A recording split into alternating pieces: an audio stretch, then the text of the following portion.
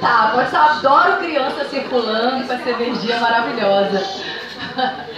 Então, assim, eu realmente estou muito feliz assim, de estar aqui com esse livro. E aí, falando do conteúdo do livro, esse tema, esse assunto, o medo do sucesso, é um tema que hoje eu sei que muita gente se vê adotando esse comportamento de sentir medo da luz, né? Medo de ser feliz, medo de dar certo, de estar nesse lugar de destaque, que muitas vezes a gente é modelo estando nesse lugar. Muitas vezes a gente tem que assumir responsabilidades que assustam. Então hoje eu sei que muita gente carrega esse medo, essa dificuldade, que é um desafio. Eu acho que todo mundo tem desafios, né, na vida, e não tem problema. Os desafios existem para fazer com que a gente seja melhor, para fazer a gente crescer. O problema é quando um desafio nos paralisa e não deixa a gente seguir além, né, a gente andar para frente.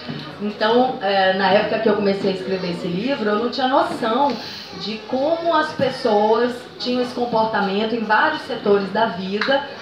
E aí comecei a me observar, comecei a observar a minha própria vida com relação ao medo de dar certo, porque uma amiga muito intuitiva, muito inteligente, muito perceptiva, falou: Ingrid, eu acho que você tem medo do sucesso. Porque ela é uma fã, na verdade, essa amiga, e falou: por que você às vezes está fazendo muito sucesso e você sai de cena e você abandona tudo?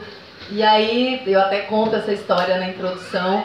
Eu falei pra ela, eu fiquei tentando achar uma desculpa. Normalmente eu tenho umas desculpas assim já prontas pra dar sobre isso, porque é uma pergunta recorrente. Muitas pessoas me perguntavam, né, por que eu ficava tão em evidência e depois desaparecia.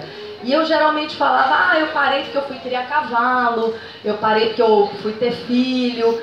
Mas essa amiga, ela é muito inteligente, muito perspicaz, e pela primeira vez eu senti que ela não ia aceitar uma desculpa esfarrapada. E aí eu, comecei a conversar com ela falou assim: olha, eu acho que você tem medo do sucesso. Aí na hora, assim, eu achei estranho, eu falei: mas medo do sucesso? Existe alguém que tem medo do sucesso? Como é possível isso? E aí comecei a investigar profundamente em mim, se isso realmente era verdade. E como é que uma pessoa pode ter medo do sucesso? Por que alguém tem medo do sucesso? E aí fiquei alguns dias, algumas semanas investigando dentro de mim, pesquisando muito sobre isso, tentando descobrir quais são os desafios de estar numa situação de evidência, e claramente vi que é exatamente isso: é você ter a responsabilidade por um lugar de destaque, por um lugar conquistado, você se expor perante todo mundo, você assume um compromisso, você chega num lugar, é como se você tivesse conquistado uma situação onde você começa a ser modelo. E para você ser modelo, você tem que crescer espiritualmente, né? Emocionalmente. Então, realmente, é um lugar que exige da gente, né? É muito mais fácil a gente não dar certo, a gente ficar no nosso quadradinho, acomodado, né? Não tem tantas responsabilidades, nem tantos riscos, né? E nem tanta exposição. Então, eu comecei a ver de que realmente o diagnóstico dela procedia, e comecei a escrever. E aí o mais incrível é que eu escrevi muito rápido. Eu tinha impressão, eu escrevia como alguém que está lendo. É como se eu estivesse vendo um filme da minha vida. E com esse propósito, com essa linha de condução, que é o medo do sucesso. Tudo que tinha a ver com esse medo que me acompanhou ao longo da minha vida, muitas vezes eu não deixei ele me dominar, e algumas vezes eu deixei, mas todo esse trajeto, guiado em muitos momentos pelo medo do sucesso, veio com uma rapidez e uma fluidez impressionante. Então, eu escrevi esse livro, no início até o meu editor falou assim: não fica falando isso porque é muito impressionante. Mas eu acho que faz parte da história do livro, que esse livro foi escrito em menos de 4 meses. Então, assim, esse tema realmente precisava ser colocado no papel. E hoje eu converso com muita gente, eu estou sempre fazendo bate-papo sobre o livro.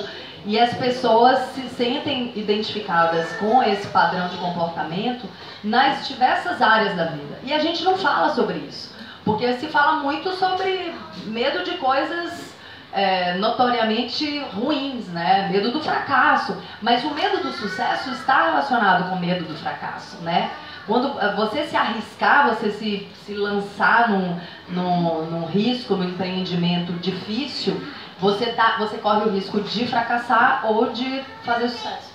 Entrando nesse mérito, então eu gostaria que você falasse um pouquinho sobre a história de Ana Raiza Trovão, porque foi uma novela que foi um divisor de águas na sua vida e foi um empreendimento em termos nacional, né, da teledramaturgia, onde o Brasil estava passando por um momento muito complicado, né, a época do Collor, tal, a questão das poupanças, e você surge, você nem sabia, né, desse personagem, que esse personagem ele teria tanta força assim, como ele teve na época. Então eu gostaria que você falasse um pouquinho sobre isso, porque você não teve medo do sucesso ali, medo do fracasso naquele momento, você acha que nem estava pensando nisso, nem sucesso nem fracasso, você realmente se entregou ao personagem, mas em que momento ali você achou que realmente assim, não, peraí, isso aqui é um outro mundo? Sabe? Porque eu acho que você deve ter parado para pensar nisso, né? Então, fala um pouquinho sobre esse momento, que foi realmente assim, esse divisor de águas e que foi uma das coisas que está aqui no livro, né? Você fala sobre isso no livro também. Exatamente, ótima pergunta, porque assim, eu fui para o Rio passar um Réveillon com uma colega da faculdade de dança e, enfim, não planejei nada, né? Eu fui passar um Réveillon e tava bom, assim, comecei a conhecer umas pessoas de teatro, falei, vou passar o resto do verão, fui ficando, e aí tive uma experiência na televisão fazendo figuração como dançarina, porque eu era dançarina profissional, e aí o diretor da novela, que era o Wolf Maia, a novela Bambolê, começou a me dar falas, e eu comecei a sentir uma emoção de estar falando coisas ali numa situação de cena. Eu acreditei muito, aquilo mexeu muito comigo. Eu falei, bom, vou ficar mais no Rio, eu vou fazer teatro, vou experimentar isso aí. Eu tava com 20, 21 anos. 21. E aí eu fui ficando, né, no Rio, fui me envolvendo com teatro, me apaixonando. Mas não ficava. Eu não sou uma pessoa de ficar planejando. Eu tenho muitos sonhos, mas eu não traço cada passo da minha vida. Assim, eu também sigo muito o que o universo está me dizendo, os caminhos que estão se abrindo. Eu sempre tive esse lado sensível para o que a vida está me trazendo, né? E aí as coisas foram acontecendo, eu estava tendo destaque nas coisas que eu fazia muito rapidamente. Televisão, pouca coisa, mais teatro e cinema tinha um certo destaque. O cinema tinha pouca coisa acontecendo, era mais... Na época também. O Collor tinha assumido, não tinha cinema no Brasil. E eu, muita vontade de fazer cinema, que meu pai é cineasta, enfim. Mas aí as coisas foram andando muito rápido e eu fiz Tieta na Globo, que foi a primeira novela com um personagem importante. Foi só o primeiro episódio, mas foi um episódio muito bem feito. E as pessoas do meio já ficaram atentas, assim, já gostaram, elogiaram. E aí fui fazer teste para Pantanal e fiz Pantanal, Ana Raio e tal. Como tudo aconteceu sem ser planejado e assim, foi um degrauzinho atrás do outro, eu tava ali dando conta dessa exposição. Quando chegou a novela Pantanal também, foi uma coisa que os atores não esperavam de jeito nenhum, nem o próprio Jaime, ninguém. Mas a gente estava lá no fim do mundo, quer dizer, o início do mundo, né, aquele lugar paradisíaco, longe de tudo, de imprensa, de tudo, a gente não viu o que estava acontecendo. Assim, todo mundo se assustou com o fenômeno, com o sucesso que foi. Mas a gente ficava com o pé na roça, né, um pé longe daqui. Quando foi Ana Raio, que a gente começou a viajar ao Brasil, e aí a Manchete já estava com aquele sucesso estrondoso e mobilizando todas as cidades por onde a gente passava, aí eu comecei a sentir esse medo, né? Assim, o peso do sucesso. Eu comecei a sentir. Tanto que eu, na verdade, estava tudo tão incrível, e eu também era casada com uma pessoa que era um parceiro incrível, que eu comecei a botar defeito na relação. Eu falo disso no livro. Então, assim, tem uma coisa desse livro também, que assim, eu falo, eu cito o nome das pessoas mesmo, assim, eu acho que eu teria que citar até porque são histórias reais, mas eu tive uma preocupação o tempo inteiro, que era de não expor ninguém. Só expor a mim própria, só, né, realmente revelar minhas inseguranças e os desafios. Mas eu falo de todo mundo. Então, assim, nesse momento, eu estava dando conta na pele de Ana Raio, mas aí comecei a inventar defeito na relação. Isso já durante a própria novela, né? Você já começou a perceber isso durante ali as gravações, porque a carreira de atriz não é fácil, né, gente? Eu também sou atriz. Essa questão de você ter uma criação da personagem, todo esse processo de criação é um processo que envolve muitas coisas. Como ela era casada com o diretor da novela, então vocês imaginam como que não deve ter sido intenso isso. Né? E naquele momento, porque a gente também não tinha essa questão das redes sociais como tem hoje, né? Então, assim, e vocês viajavam de uma cidadezinha para outra, né? Era uma coisa muito rápida também que acontecia. E a Manchete também não estava no seu melhor momento, né? Em termos administrativos. Então, eu queria que você também falasse um pouquinho sobre isso, porque você conta isso também no livro, né? No início a Manchete ficou muito bem, né? Mas aí depois começou a gerir mal, enfim, tudo que ela estava conquistando. Também não tenho tanto conhecimento de causa assim, mas o fato é que aí começou a degringolar, como você disse.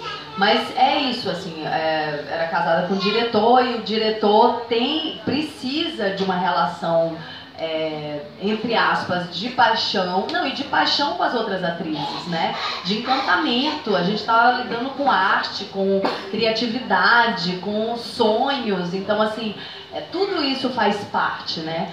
Mas eu, na minha imaturidade, não soube muito ver isso. Isso nem foi tanto problema, assim. Eu acho que depois, realmente, eu comecei a querer trabalhar com outros diretores e me desgarrar. Eu não entro tanto nesse mérito de por que eu me separei. Mas, sem dúvida, na época de Ana Raio, eu estava sofrendo, eu comigo própria, as minhas dificuldades internas. E aí acaba sobrando para a relação. Na verdade, eu acho que a gente, plenamente falando, a gente é composto de todos os setores da nossa vida mesmo, assim, a família é fundamental e o nosso trabalho é fundamental. Então, assim, hoje em dia, eu realmente não acredito que alguém possa se sentir plenamente realizado se tiver só um setor da vida ali. Pode até escolher ser uma dona de casa e cuidar só dos filhos e ser feliz com isso, mas é um caso muito específico, né? Na maioria das vezes, nós mulheres, assim como os homens, a gente quer atuar em todas as áreas da vida. E os homens hoje em dia têm esse direito de ajudar a criar os filhos, de chorar, de descabelar, coisa que os homens também, durante muito tempo, não tinham esse direito, né? De ser mulherzinha às vezes. De poder, né, assumir todos os lados, que a gente tem o nosso feminino e o nosso masculino. Mas então essa coisa de se sabotar, né, de criar problemas imaginários, é muito comum, e hoje eu percebo nessas conversas como as pessoas se identificam. Alguém gostaria de fazer alguma pergunta? Pode fazer. Eu gostaria de saber, depois dessa auto-investigação, como é que você lida com o medo? Se ele ainda te amedronta muito? Sim, ele existe ainda, só que eu já identifiquei, né? Então eu consigo lidar com ele primeiro encarando.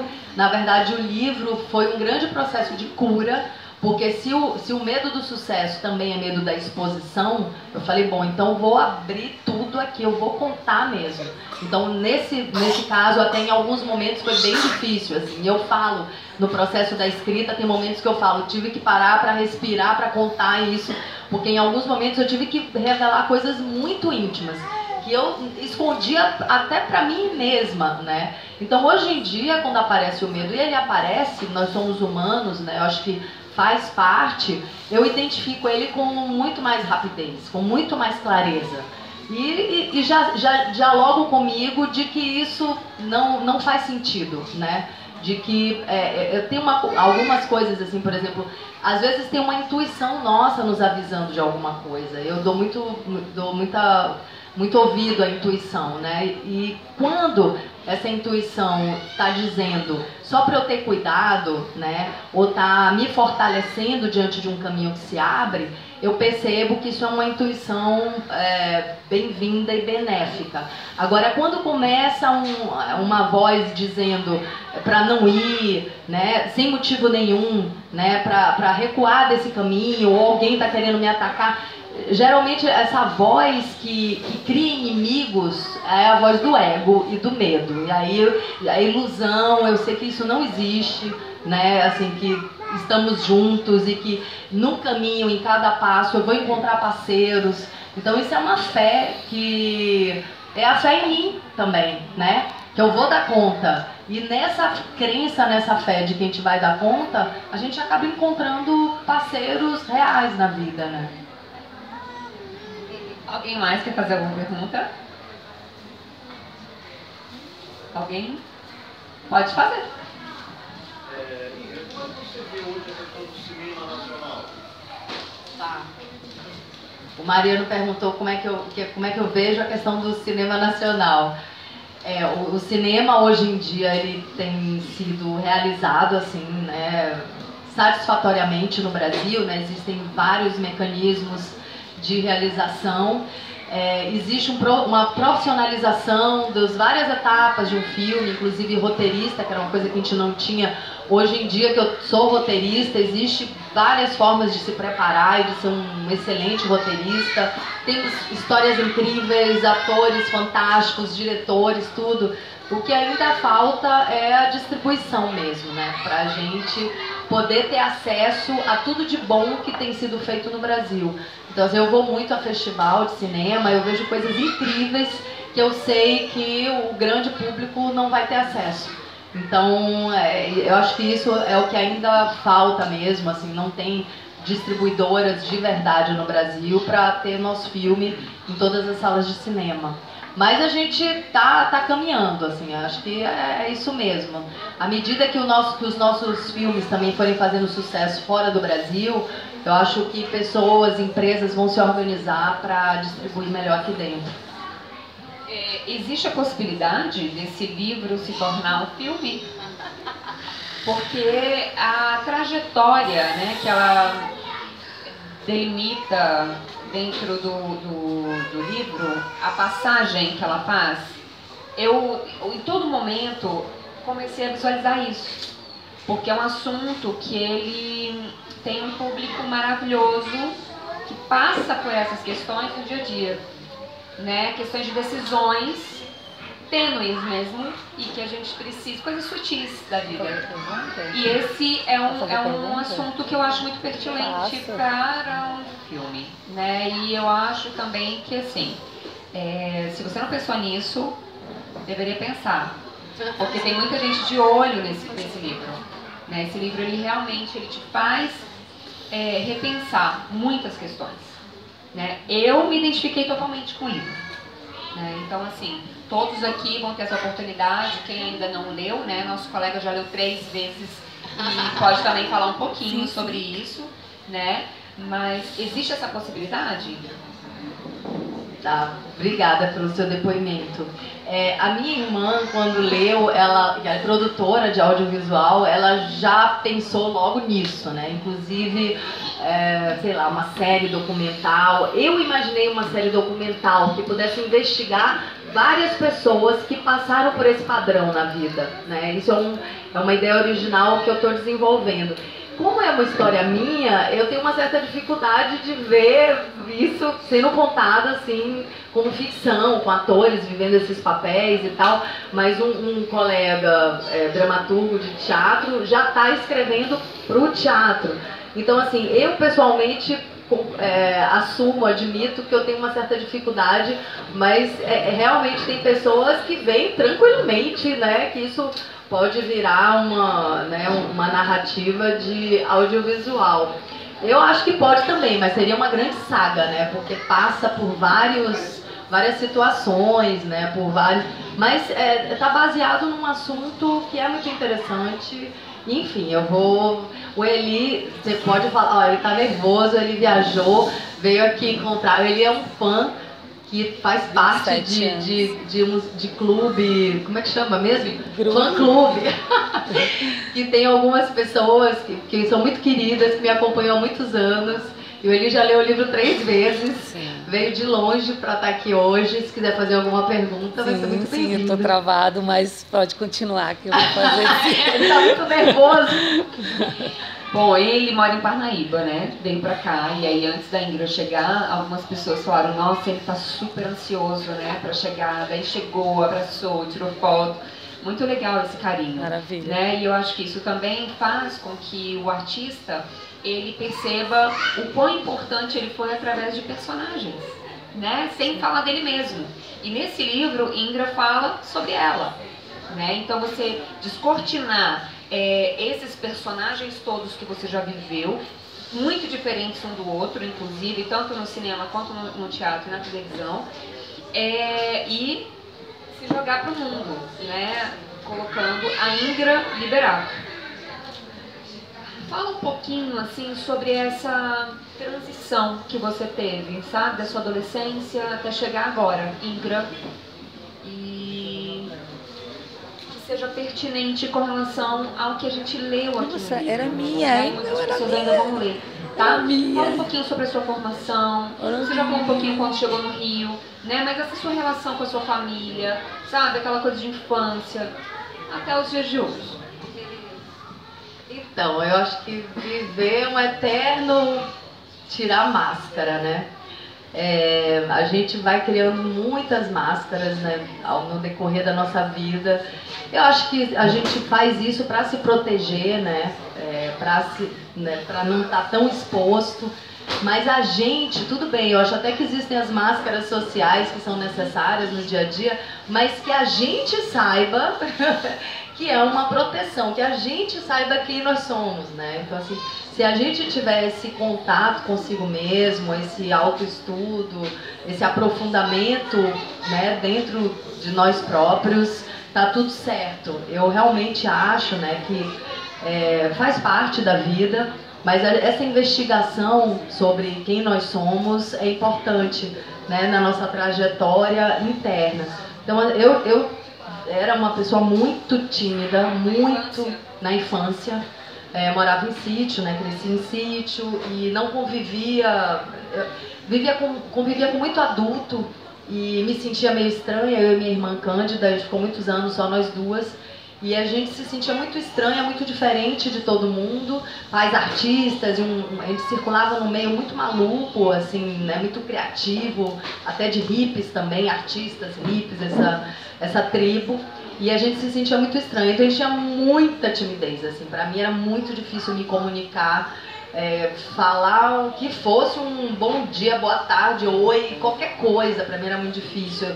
Eu tremia na base, eu gaguejava, eu não conseguia trocar nada, eu ficava travava, igual ele tá hoje. Brincadeira, já passou, hein?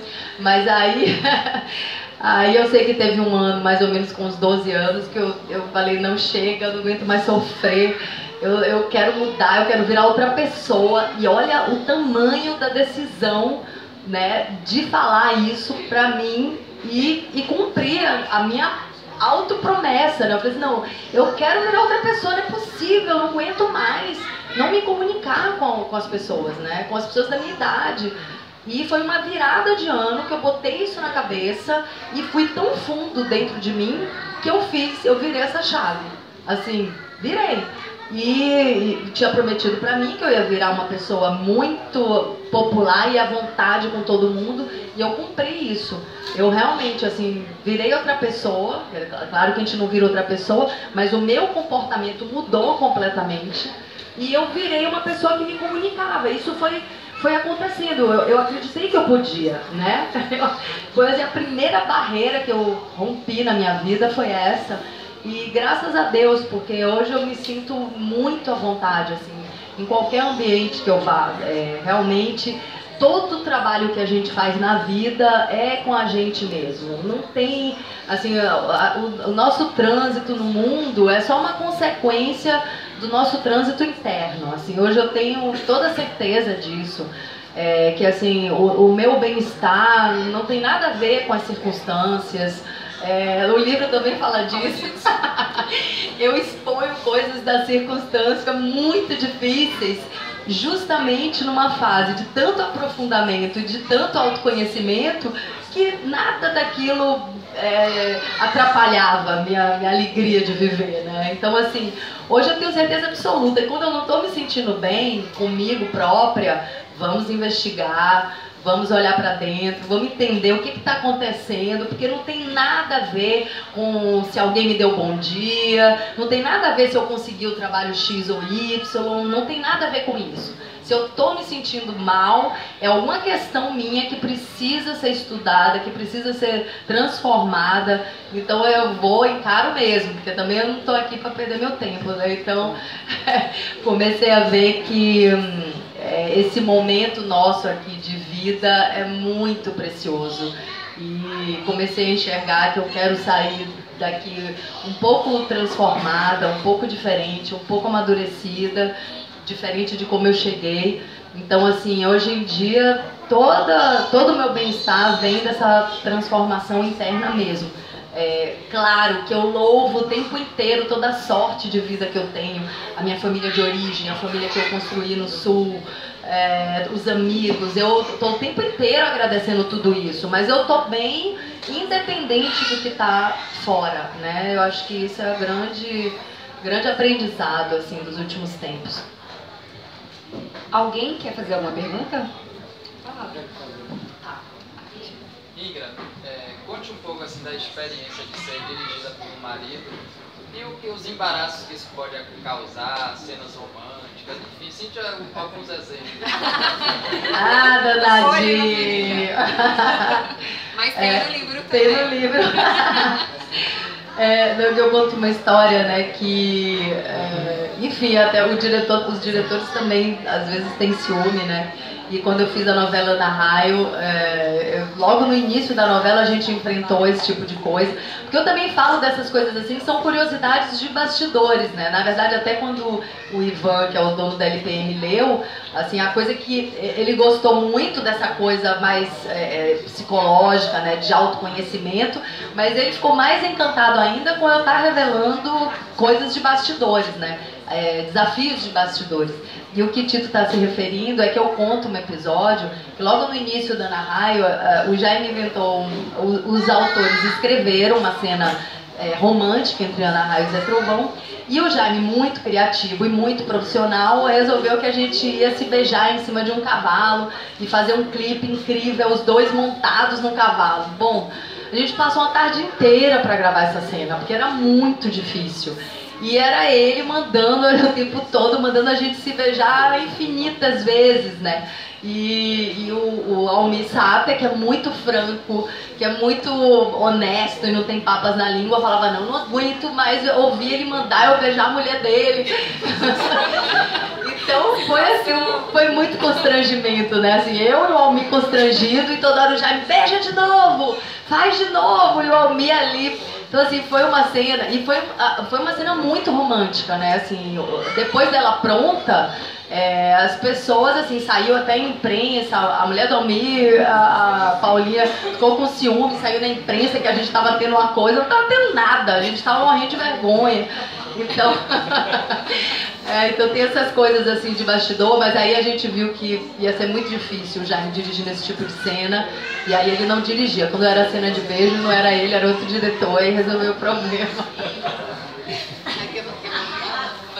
A pergunta em relação à tua visão de vida, que você conseguiu perceber depois que você fez essa autocrítica toda no livro, agora, o que você mais sentiu que mudou em você?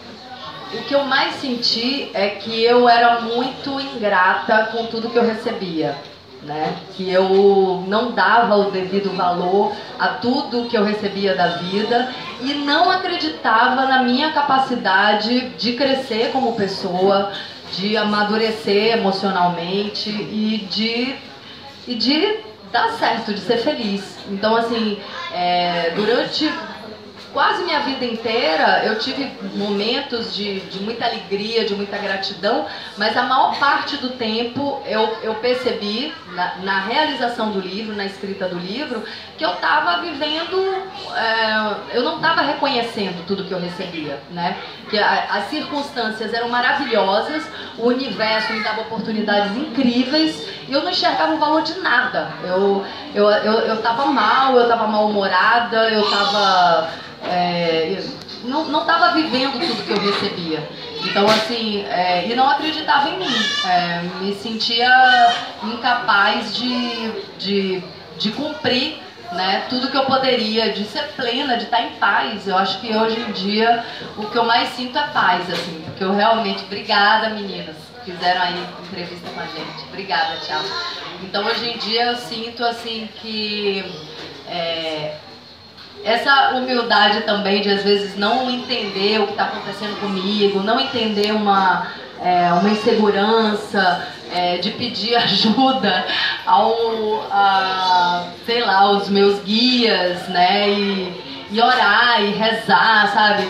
Essa humildade assim no dia a dia de entender, de querer enxergar tudo de incrível, de maravilhoso que eu tenho, de pedir ajuda quando eu não estou dando conta, assumir que eu estou insegura, assumir que eu estou com medo. Toda essa humanidade que eu negava para mim própria, com medo, né, de ser mal julgada pelos outros, eu percebi que o meu auto-julgamento era muito duro, né?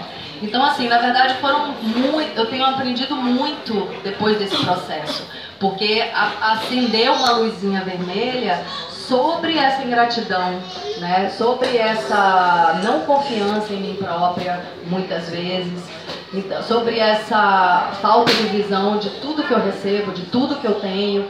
Então, assim, realmente isso está sendo muito transformado na minha vida, assim.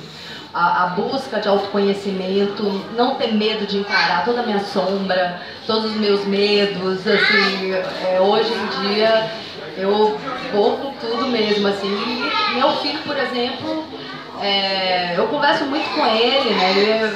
Ele tem uma maturidade espiritual que eu não tinha, que eu tô... e que eu não tinha nem até há pouco tempo atrás, que eu tô ralando para crescer emocionalmente, espiritualmente, seja lá como a pessoa fala, mas assim, eu tô empenhada mesmo, sabe? Assim, de querer entender, de querer enxergar as minhas dificuldades, os meus desafios, de querer ir além mesmo. Então, assim, não tenho mais medo porque eu não tô mais fazendo figura nenhuma, entendeu? Eu não quero parecer... eu não quero parecer madura, plena e iluminada. Não, eu tô cheia de coisa para melhorar, cheia de coisa para curar. Não tenho mais tempo nem de ficar olhando a vida dos outros, nem nada, porque tá um trabalho eu comigo, entendeu? Mas é um trabalho que eu tenho feito com muita alegria, com muita gratidão, porque finalmente eu abri o olho e falei assim, não, deixa eu conhecer quem é a Ingra, né? Quem é esse ser, na verdade, né? Quem sou eu de verdade? O que é que eu estou fazendo aqui? Isso é uma pergunta que eu tenho me feito diariamente, né? Ingra. Lembrando, gente, só um momentinho, que Ingra Liberato, ela foi considerada como uma atriz, o trabalho dela profissional, como atrizes renomadas, tá? Então ela foi comparada, o trabalho dela, todo de pesquisa, artístico, foi comparado à nossa querida Fernanda Montenegro, né? Então, assim, é como se Ingra Liberato fosse Fernanda Montenegro mais jovem, em termos de talento. E Fernanda Montenegro está aí até hoje, com a idade que tem, né? E você tem muitas coisas para trilhar ainda, muitas coisas para se trabalhar e muitas coisas também para passar para o público através das suas personagens, né? Eu desejo muito sucesso para você. Esses dias que eu estive contigo, eu vejo uma luz muito grande. Sim. Uma pessoa muito firme, muito alegre, uma pessoa, sabe, que parece que a infância veio nesse momento e você está deixando que esse momento ele te leve de uma forma muito simples, uma forma muito agradável, uma forma muito ingênua, sabe? Só a criança ela tem, pura, tá? A pureza. Isso eu enxerguei assim esses poucos dias que estive contigo, tá? E uma coisa assim que eu quero que você saiba, que é uma amizade que vai ficar pro resto da vida, tá? Porque realmente foi bem intenso. As coisas que a gente conversou sobre o livro, né? Coisas nossas, e essa troca muito importante, tá? Me identifiquei muito com a sua história. Tá? Alguém mais quer fazer? Ingra, minha diva, esse contato lindo, maravilhoso que você tem com cavalos, quando você escreveu para revistas especializadas, você tinha esse mau humor dentro de escrever? Você já tinha esse contato tão lindo com cavalos na época? Quando você escrevia, você já tinha esse mau humor, esse medo do sucesso? Bom, tudo isso ela conta realmente no livro, sim, né? Mas tem... E aí ela vai falar agora um pouquinho, sim, porque eu acho super pertinente essa pergunta, porque essa história com cavalos realmente foi uma coisa muito intensa, assim, pelo menos o que eu pude perceber conversando com ela e também no livro. Então, fala um pouquinho sobre isso, Mira. Tá, eu vou falar sobre isso e depois a gente começa a dar os autógrafos também para não ficar... sim, nessa época também eu até falo, tem uma hora que eu falo de uma viagem para Espanha e tal. Mas eu queria que, se você falou e ficou chateada alguma vez de estar escrevendo sobre o cavalo, se você tinha medo do sucesso, a revista poderia fazer sucesso com sua escrita. Claro, né? Não, boa pergunta. Na verdade, ali eu tava gostando, porque assim, eu viajava, ia para eventos de cavalo em Portugal, né? A gente frequentava, e aí... Mas o que acontecia é que eu escrevia, eu gostava de escrever e ser tipo uma repórter deles, mas eu falava, não, mas isso não é importante, entendeu? Eu desdenhava. Então assim, esse desdém com as oportunidades, né, é um grande medo, na verdade, né? Porque imagina, o que seria a outra opção? A outra opção seria eu dizer, não, eu assumo, vou continuar fazendo, entendeu? Eu vou escrever para outras revistas, vou assinar meu nome. Pensar nesse sentido de botar ali meu dom a serviço, né? Então é simplesmente isso, botar o dom a serviço. Meu dom vai ficar guardado para quê, pelo amor de Deus, né? É um dom. Então, assim, você desdenhar um dom é um negócio muito sério, né? Mas é isso, assim, tudo faz parte do processo de amadurecimento. Tem uma coisa que eu falo também no livro, que às vezes a pessoa passa uma vida inteira iludido sobre si próprio, e em um segundo de despertar, de acordar para essa realidade interior, faz valer uma vida inteira de passos errados, entendeu? Eu tô falando que a minha foram... tiveram passos incríveis e eu me lancei em 1000 coisas. Mas assim, precisou 50 anos para eu chegar agora e dizer, meu Deus, como eu muitas vezes fui ingrata com o universo, entendeu? Mas tudo bem, eu precisei de 50 anos. Tem gente que precisa de muito menos, tem gente que precisa de muito mais, tem gente que precisa voltar em outra vida, sei lá, entende? Então assim, é o caminho de cada um, né? Maravilha. Vamos começar? Você quer fazer algumas considerações finais? Não. Porque eu agradeci já. Então, é o seguinte, eu gostaria de agradecer a editora LPM, Livraria Leitura, Mariano Costa, Loja Tejon, que está nos vestindo hoje, Mário Scoifé, que deu todo o apoio dos cabelos, e gostaria também de agradecer alguns parceiros que vai poder levar Ingra Liberato para conhecer os Lençóis Maranhenses amanhã e depois, lá em Barreirinhas, Espaço Você, Centro de Estética, Pousada Village, Ava Sobrevoo, Lençóis 4x4, Viagens e Turismo, Danceles Adventure, Rota das Trilhas Turismo. E a gente agradece realmente de coração, porque a gente acha que realmente vai ser uma experiência incrível, não só para ti como pessoa, mas assim, para as pessoas que tiverem contato contigo nos Lençóis Maranhenses, né? Um local onde eu morei durante 3 anos, e eu acho que os Lençóis Maranhenses é um local assim que você tem realmente esse contato direto com o Criador, sabe? Você vê realmente a criação, o quanto infinito é a natureza, sabe? Como Deus é muito perfeito em sua criação. Tá? Eu desejo que você tenha uma ótima viagem, que você continue com a sua estadia aqui, volte mais vezes a São Luís, tá? Foi muito importante. E agora a gente vai para uma sessão de autógrafos. Ingrid Liberato vai se colocar aqui, isso, para fazer os autógrafos para todos nós. Inclusive o meu, que ainda não foi autografado, vou entrar na fila, tá bom? Muito obrigada a todos. Eu agradeço a presença de cada um de vocês. Muito obrigada.